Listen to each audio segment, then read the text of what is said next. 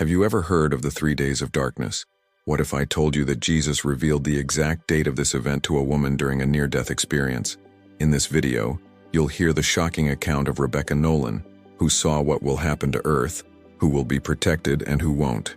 Get ready, because this revelation is urgent. Like, subscribe to the channel, and comment below which city you're watching from. My name is Rebecca Nolan. I have 42 years old, and I live in the interior of state of Tennessee, in a forgotten village nestled among hills and cornfields. I grew up in a Baptist home, but life pulled me away from my faith. After my father's divorce and death, I lived on autopilot, taking care of my daughter, paying bills, surviving. Spirituality had become something distant. Until that day, it was September 7th. I remember it because the sky was unnaturally golden that afternoon, as if it were on fire. I was driving home with my daughter in the back seat when I felt a sudden pain in my chest. Sharp, devastating, as if an invisible hand had dug its fingers into my heart. The car veered off the road. I remember the sound of the wheels crunching through dry grass. Then everything went silent. No sound, no color, not even pain, just emptiness, as if I'd been ripped from the world with a snap of a finger. Suddenly, I found myself hovering outside my body, floating above the scene of the accident. I stared at myself, slumped against the steering wheel, eyes closed. My daughter cried, shaking my shoulders, but I couldn't reach her. There was nothing I could do. It was the most helpless, hopeless feeling I'd ever felt. And that's when it happened.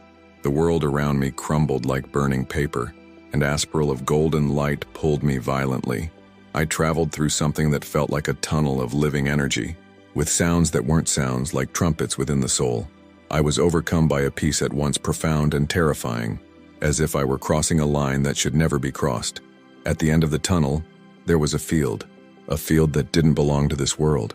The sky was purple. The ground pulsed beneath my feet as if it were breathing. And in the middle of this field, he was there. I knew it was Jesus. Even before he said a word, he wore no crown. There were no thrones or angels, just eyes that saw even the most hidden thought of my soul. "Rebecca," he said, his voice thunderous and whispering at the same time. "You died, but it's not time yet. There is something you need to see." I wanted to fall to my knees, but my body wouldn't respond. My emotions were overflowing. Guilt, regret, a primal fear mixed with a love so strong it burned. "The 3 days of darkness are coming," he continued. "Andy will give you the exact date, but you must prepare the world. This will be the last warning." The earth shook. The sky split in two, and then he reached out and showed me the day. But what came next was pure terror, a vision of what would happen in those 72 hours, and who would survive them. When Jesus touched my forehead, it was as if a flame entered my mind, a light so bright that it burned my thoughts, my memories, even my sense of time. And in the midst of that light, he spoke a date in an audible voice, clear as the sound of a bell in the early morning. September 23rd. That is the day the darkness will begin. 3 days, 3 nights, no light but mine. My heart, or whatever I was on that plane, froze. It was as if time stood still the moment those words echoed. I saw that date as a flaming seal hovering before me, written not in ink, but in living fire, with letters that flickered like candles in the wind. And then, he took me. We don't walk. We don't fly. We were simply transported, as if time had been folded around us. In the blink of an eye, we were in Asity in the United States, but it wasn't the present, it was the future. And on the date, it was September 23rd. There, everything was normal. People walking in the streets, cars passing by, children leaving school. But then, the sky darkened in seconds. No clouds, no warning, just total darkness, as if God had blotted out the sun with the palm of his hand. The city lights flickered and went out. The cars stopped. Absolute silence fell before the scream, a single scream, then hundreds, thousands, a chorus of pure despair. I saw chaos. I saw mothers banging on windows, screaming for their children. I saw men running like animals, blind, crazed. And I saw what came out of the darkness. It wasn't human. Creatures hooded in shadows, with eyes that glowed like embers. appeared amid the black mist that crept through the streets. Their voices were inaudible, but they entered directly into the mind. It was as if each demon knew each person's greatest fear. They whispered with tongues of condemnation, devouring the souls that were unprepared. And then I heard Jesus beside me, as if the whole world had stopped for him to speak. During the 3 days of darkness, the gates of the abyss will be ajar, just ajar, and even then, it will be enough for millions to fall. The wind that will come is not natural. It will bring the breath of the damned. The scene changed again.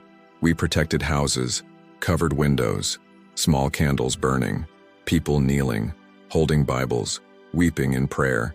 And around these houses, an invisible shield blocked the entities that prowled like wolves on the prowl.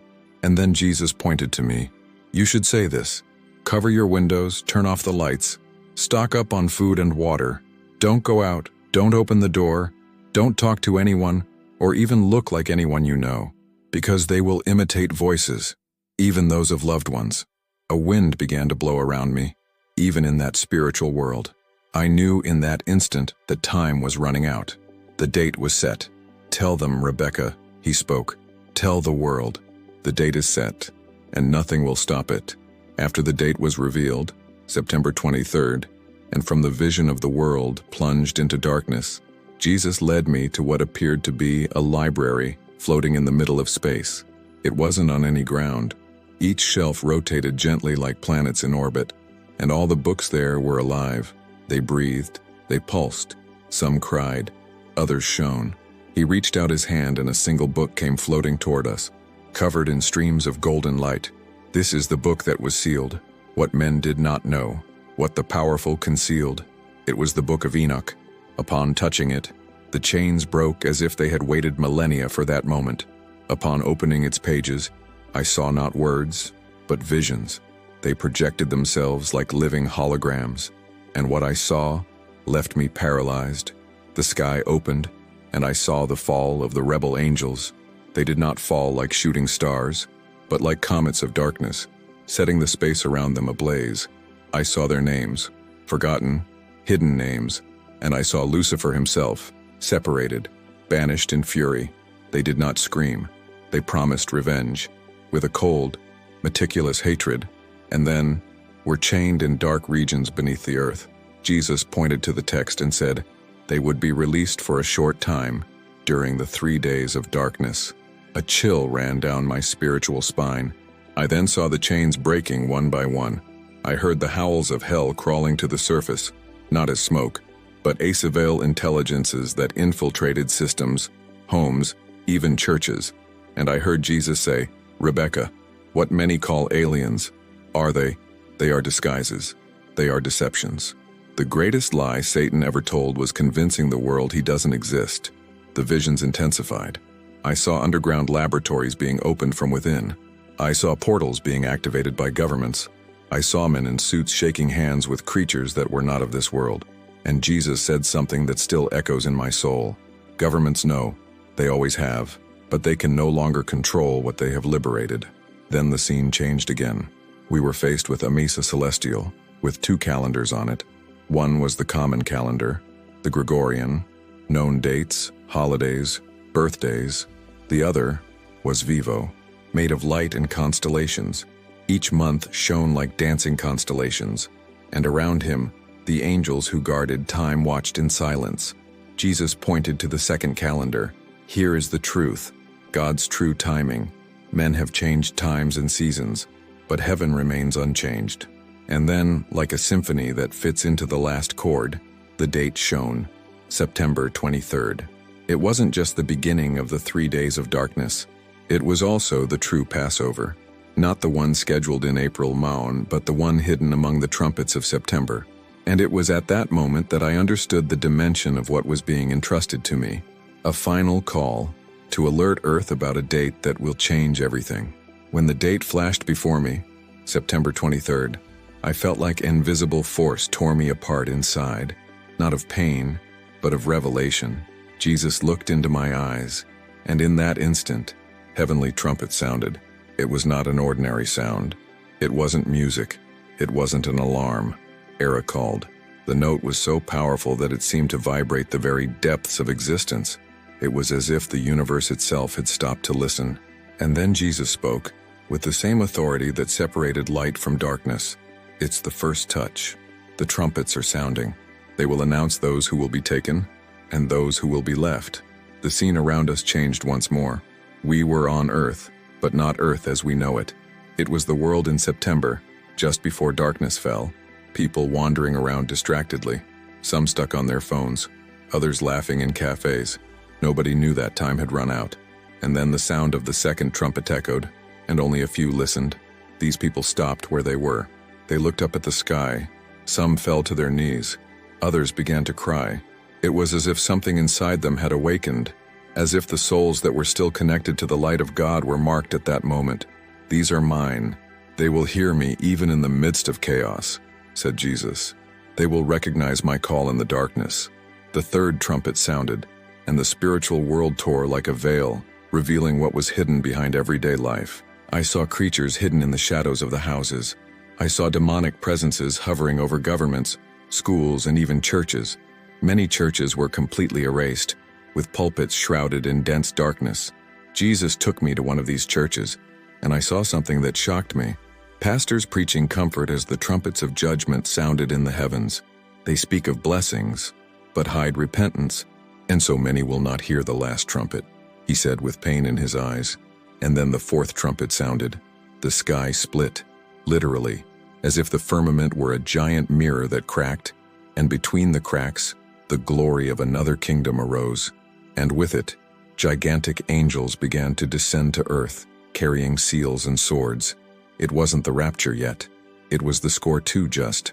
They passed through houses, through cities, sealing those who were prepared, and ignoring those who mocked, slept, or occupied themselves with worldly matters.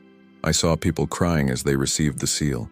It was invisible to the natural eye, but in the spirit world, it shone like a sacred fire between the eyes, like a blue flame. Jesus showed me something terrible. Then, people who would break the silence of the dark days, people who would open doors to entities disguised as known voices. They will hear their children calling, their mothers, their spouses, but it won't be them. It will be the deceiver, copying the voices they love most. My soul contracted. It was more than darkness. It was spiritual, emotional manipulation, a trap with familiar faces. The fifth trumpet sounded, and Jesus said, "After the sixth, the rapture will come." The sound of fifth trumpet still echoed in the air when Jesus reached out and pointed to the sky, which was now trembling like a surface of water being disturbed by something enormous coming from above. "Watch, Rebecca," he said, and then came the sixth trumpet, but it wasn't a single sound. It was a tearing of time and space. The earth groaned. The sky literally curled up like a scroll burning at the edges, and then I saw, as in a flash of living light, millions of bright souls being raptured. They did not float smoothly. They were pulled, as if an irresistible force was ripping them off the ground in the blink of an eye. Each of them was enveloped in white fire, a living glory, and they climbed up with tears of relief streaming down their faces. It was the most beautiful and most terrifying event I have ever witnessed. "It is the fulfillment of my calling," Jesus said. "Those who kept themselves pure, who listened, watched, and prayed, these are now taken, because the time of wrath has come." I saw a woman's face being transformed at the exact moment of ascension. His eyes, which once held fear and doubt, now shone like two torches, and his body, previously bent by the pain of life, was erect and glorified. She laughed, she cried, she sang at the same time, and then she was gone, swallowed by the light. And for every person who went up, 100 were left behind. Panic set in. I saw children disappear from their mothers' arms, drivers being snatched from their cars, which collided one after the other, planes crashing, trains derailing, people in markets shouting the names of relatives who simply evaporated. Hysteria spread like poison. I saw churches where only 1 or 2 people were taken, and the others stared at the empty ceiling, as if guilt was burning them inside. And then, I saw the sky close. The rapture lasted seconds, but the consequences spread like a shockwave. "Now the 3 days of darkness," said Jesus, in a tone that carried the weight of all eternity. and those who were not taken will face that which sleeps beneath the earth. Then he showed me the eyes of the world. Literally, a map, with eyes shining at the spots where the righteous remnants were gathered. Simple houses, small families, children who prayed with faith. These would be preserved during darkness, but only if faithfully obey the instructions. Do not open doors. Do not turn on external lights. Don't leave even for a second. Cover windows. Pray without ceasing. Have food and oil lamps. The slightest spark of disobedience would attract the creatures that now climbed. Then Jesus showed me what he called the separation of the breaths. During the 3 days, there will be 2 kinds of sound on earth, the sound of prayer and the sound of despair. And those who are silent will be led away by darkness. I was shaking. The rapture was over, but the real horror was just beginning. Immediately after the rapture, the sky went completely dark, not as natural night, but as a violent absence of creation. It was as it was. God had turned his face away of the earth. The light fled. The streetlights went out. The cars fell silent. The entire cities were plunged into a vacuum of absolute shadow. The darkness had weight, as if the air had become concrete, crushing the chests of those who remained. Jesus was no longer by my side. Now, I watched as an unseen witness floating above the world, and what I saw broke me inside. The creatures began to emerge. They did not rise like smoke. They did not crawl like beasts. They materialized directly from the darkness, as if they had always been there, just waiting for the veil to tear. Their bodies were long, slender, like liquid shadows. Their faces, covered by black veils, revealed only glowing eyes, reds, oranges, some with white lights that burned like magnesium. But the worst was not what I saw. It was what I felt when they passed by. An existential pain, an agony of the soul, as if each creature were a living absence of God's presence, an emptiness that consumed everything. These beings were the dark hunters. They didn't walk. They slid like living mist, passing through walls, roofs, bodies. They sought smells of weak faith, slivers of light, poorly covered windows, people who dared to peek through the curtain. They whispered, "My God."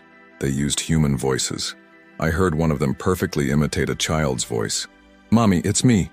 Open the door, please. It's cold out here." And the mother opened it. They devoured her, not with teeth, but with touch. His body hardened, like a splitting stone, and his soul was ripped out through his mouth, screaming in a way that not even horror can explain. I saw other people with flashlights, looking for neighbors. One man lit his lighter, by instinct, a flash, and in less than a second, 4 creatures surrounded him. His body fell like an empty sack, the soul dragged into a hole in the earth itself. And Jesus spoke again, but he was not beside me. His voice came from within me, like a memory that still burned. "I warned you. Stay inside. Don't open it. Don't respond to the voices. They're not real. They know what you love most, and that's what they'll imitate." I saw families protected, like fortresses of silent light, small candles burning without flickering, Bibles open, children praying with their hands raised. These houses were not touched. The creatures passed by them, irritated, hissing like blind snakes. And then, I saw a woman alone. She trembled, holding her hand on the door handle. Outside, a voice said, "It's your son. I got lost. Mommy, please." She was about to open it. But at that moment, an angel came down. He didn't speak. He just held out his sword, and the door shone like the sun. The creature dissolved into screams. And then I understood. Obedience saved. Doubt killed. You dark hunters were not like the common demons in the movies. They were intelligent, perverse, strategic. Each one was like a living nightmare, shaped by the fear of the person they hunted. And the world, during those 3 days, would become a spiritual hunting ground.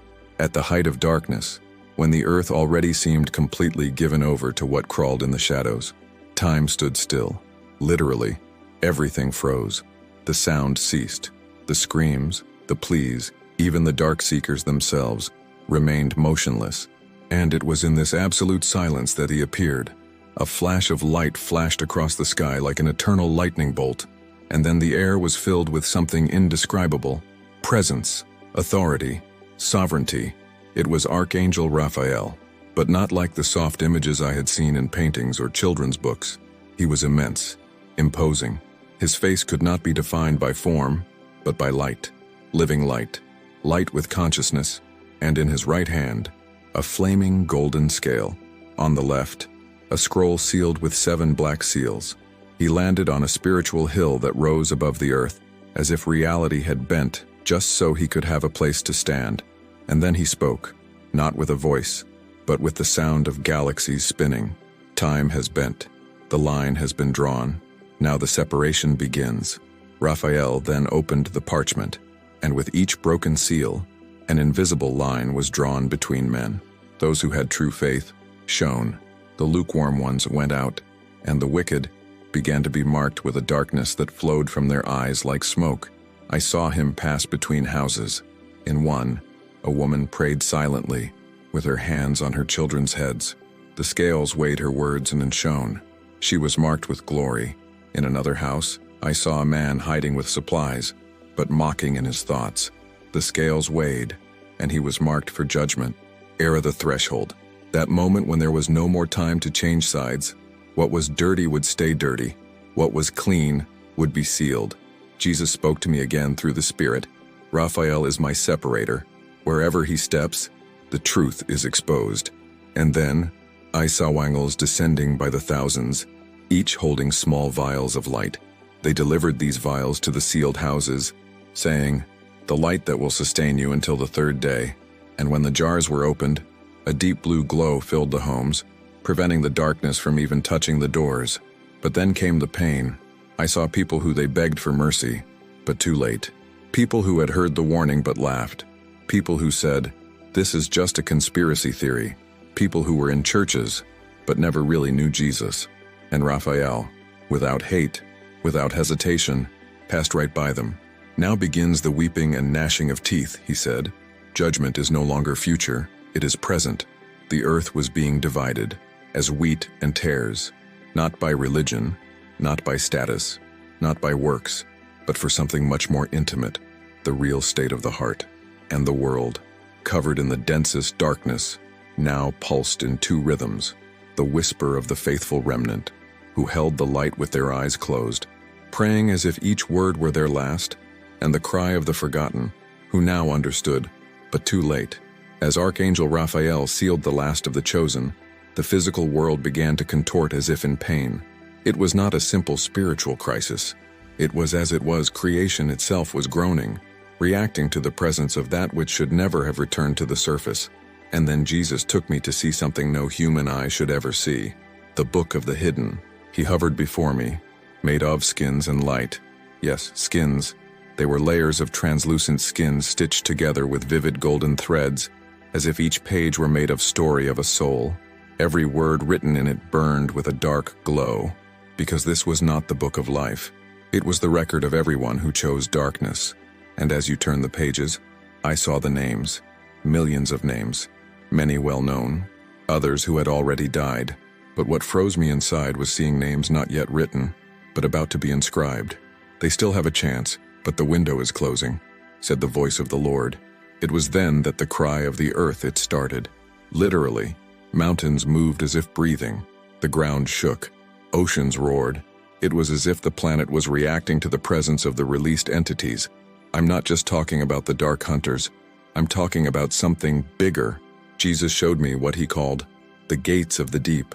I saw 7 places around the world, specific locations where ancient spiritual portals had been sealed by angels after Lucifer's rebellion. And now, these seals were breaking. These are no ordinary demons, Rebecca. These are the ancient princes, those who walked among men before the flood, those who taught magic, technology, perversion, genetic manipulation. And now, they are being released. The earth screamed louder, and in response, the heavens also spoke. Thunder without a cloud, lightning that rose instead of falling. It was as if judgment was invading every layer of reality. We American cities sinking in cracks that suddenly opened. We governments in collapse, trying to activate secret codes, satellites, spiritual containment mechanisms that were already outdated. I saw one gigantic tower. I can't tell if it was real or spiritual. shattering under the hands of a being I knew to be one of the 7 fallen princes. And the voice of Jesus spoke once more. Everything is being exposed. False religion, corrupted science, the policy sold. The truth is coming to the surface like an unstoppable river. He showed me documents floating in the air, classified documents, torn to shreds, read in all languages at once. Long-denied truths were being revealed not by journalists, but by God. And I saw the eyes of the survivors, wide-eyed, lost, not knowing who to trust. It was then that Jesus pointed to the mountains, the Rocky Mountains, shining in a different light, and he said, "That's where you should go. Those who have not been raptured but still have faith must flee, because there, I established spiritual refuges. They were not human bunkers. They were hiding places built by angels, and only those who had the seal of obedience would be able to find them." The earth screamed once more, and this time, it was as if she herself was crying out for redemption. The whole earth seemed to be on the brink of a final collapse. The days had merged into continuous darkness. No stars in the sky, no moon, no reference to time. The people, they no longer knew if it was morning or night. Everything was uneternal now, suffocating and dense, as if God's own clock had stopped. And it was at that moment that Jesus showed me the last night of the 3 days of darkness, a decisive night, the moment when the fate of the survivors would be sealed forever. I saw the homes of the faithful, those who resisted. Within them, the candles were almost gone. Food is scarce. Fear knocks loudly at the doors of the heart. But something was different. The peace had deepened. It was a peace that did not come from the absence of danger, but of the certainty that God was there, even without appearing. I saw children sleeping, clinging to their mothers' chests, while their fathers prayed in low voices. I saw young men reading psalms in the dim light, their eyes red, but their souls firm. And outside, the darkness roared. The creatures became more aggressive. They scratched walls. They banged on windows. They imitated voices more perfectly than ever. I heard clearly, "It's Daddy, Raul, let me in. It's me, your sister. I'm cold." I saw people trembling in agony, holding doorknobs with trembling hands, crying, murmuring, "What if it's true? What if it's really her?" And then Jesus spoke to me again, urgently. "Tonight will be the final test. Faith is not tested when everything is calm, Rebecca. It is proven when hell knocks on the door with the face of the one you love." It was then that the creatures began to consume each other. Yes, they began to devour each other, not because they were hungry, but because knew their time was running out. I saw demons fighting each other for souls that were still undecided, people who were still trying to decide whether to believe. They surrounded these houses like hyenas around carrion. The undecided will be the first to fall. "Lukewarmness is a repulsion toward heaven and an attraction toward the abyss," said the Lord. I saw some families, inside houses where prayer had stopped, where tiredness won, where fear silenced faith. These houses were invaded, not through open doors but through doubt. The creatures entered through the cracks of the soul. And what happened inside? I can't describe it precisely. I can only say that the screams didn't last long. But then, something happened. A different sound echoed. It wasn't a trumpet. It was a corner, a celestial choir, invisible, coming from all sides, with a melody that no language on earth could reproduce. A last night was ending. The darkness trembled. The creatures stood like cracked statues. The earth groaned one last time, and Jesus said, "When the dawn comes, the world will never be the same, and only those who resisted will see the light." The last candle in the houses of the faithful burned slowly, and when the flame went out, something glorious would happen. The flame of the last candle flickered silently. The air was heavy, as if the whole world was suspended in the last breath before the end. And then, the flame went out, but there was no darkness. Instead, a glow came from the ground, not from heaven, from the earth itself. A soft, growing glow began to spread through the homes of those who remained steadfast. A living light, intelligent, loving. She not only illuminated, she cured. I saw physical wounds closing, tears drying, bodies warming, and outside, the dark hunters howled in agony. They started to evaporate into dense clouds, as if the light revealed something they themselves could not bear, their true faces. They were deformed angels, torn by rebellion, covered in scars from heaven and hell, twisted by millennia of hatred against all that was pure. The light destroyed them, one by one. The sky, previously pitch black, began to open up in layers, like curtains torn by invisible fingers. And then she appeared, at dawn. But it was not the common sun. It was as it was the glory of God Himself was being poured out upon the earth. The survivors left their homes. For the first time in 3 days, they opened the windows, unlocked the doors, and found no destruction. They found rebirth. The trees sang. The wind blew joyfully. The birds, which had disappeared, returned as messengers. But not everyone left. Many homes were silent, empty, others completely destroyed, without even a trace of the people who were there. The earth now bore the marks of judgment, cities in ruins, cracked roads. The system that man built collapsed, and yet there was hope. Jesus appeared before me again, not like before. Now, coated in light so intense that it was impossible to look directly at it. He carried 2 books in his hands. One was the book of life, and I saw my name there. The other was still being written. This is the book of the new time, he said. The story of those who remained, of those who did not deny, of those who trusted even without seeing. These will build the world to come. Then he looked at me deeply and said sweetly and firmly, "Now, go back, tell the world what you saw. Tell them the date is set, and that everything will happen as shown. But also say that I still extend my hand, that there is still time to believe, there is still time to prepare. Tell them, Rebecca, time is not running out. It is being separated between light and darkness, between truth and deception, between life and death, and everyone will have to choose." Then, in a second, everything went black. I was pulled back with lightning speed, passing through the tunnel again, through the visions, through the layers of the spirit. My body fell like a dead weight to the floor of my living room. The clock showed exactly the same time as when the pain had started, but I was no longer the same. If you enjoyed this beautiful spiritual testimony, please leave a like, comment, share your impressions, subscribe to the channel, and don't forget to turn on the notification bell to watch each new video and help us spread this message to a greater number of people. Until next time.